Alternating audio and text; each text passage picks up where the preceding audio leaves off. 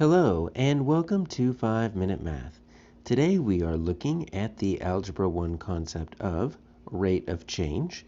This is standard A.3B in the great state of Texas, and we are using item number 5 off the 2019 released STAAR test.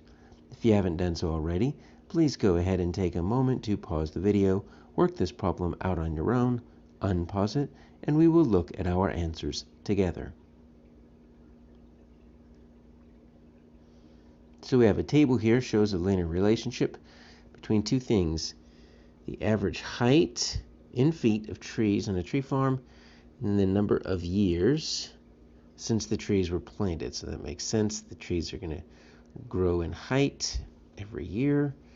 So we're looking for the rate of change, all right, of two different things. So we need the average height with respect to. Now this phrase right here, with respect to, lets us know that we're dealing with the ratio, because that kind of means per.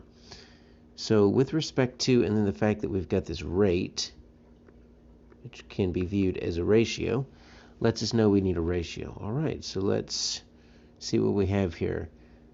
Average height, so I'm just going to put height on the top, per, or with respect to, number of years. All right, and so we've got the number of years. If we think about that, the years are going to dictate how high it is, right? And so that means our years is going to be our independent variable, because we're going to start with that.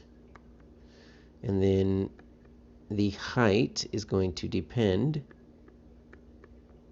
on the number of years. That's our dependent variable. Well, we think of our independent variable as our x, right? That's going to get us our domain. Our dependent variable is typically our y. So that height is going to be the y. The number of years is going to be the x. We're looking for the change. So I'm going to put this triangle, which is really just the Greek letter delta, means change in y over change in x. Hopefully this looks familiar, because the change in y over the change in x, that means we're just looking for the slope. All right, so we know how to look for the slope. We are going to look at y sub 2 minus y sub 1, x sub 2 minus x sub 1. It doesn't really matter what we pick. Let's just pick these two right here. Label them here. So that's going to be my x1, my x2. This is going to be my y1, my y2. And let's see what we have here. So I've got my y2 is 24, x2 is 10, or my y1 is 10, my x2 is 3, and my x1 is 1. So that's going to be 14 over 2. So it looks like we're just staring at 7. Okay? I said it doesn't matter which ones you pick. So let's see. Let's verify that the same thing works here, right? I'm going to make this my x2. I'm going to make this my x1. I'm going to make this my y2. I'm going to make this my y1. And so my y2 is 45. That's going to be minus 108.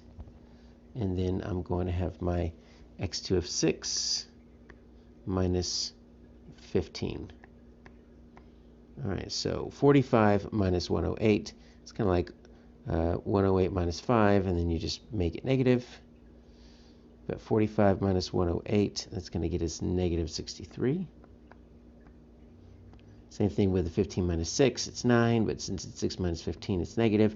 The two negatives are going to make a positive, right? And so now we're just looking at 63 over 9, and that's 7.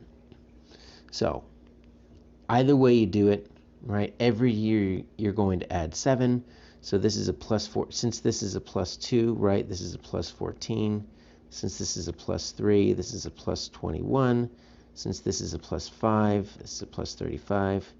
Our answer here is C.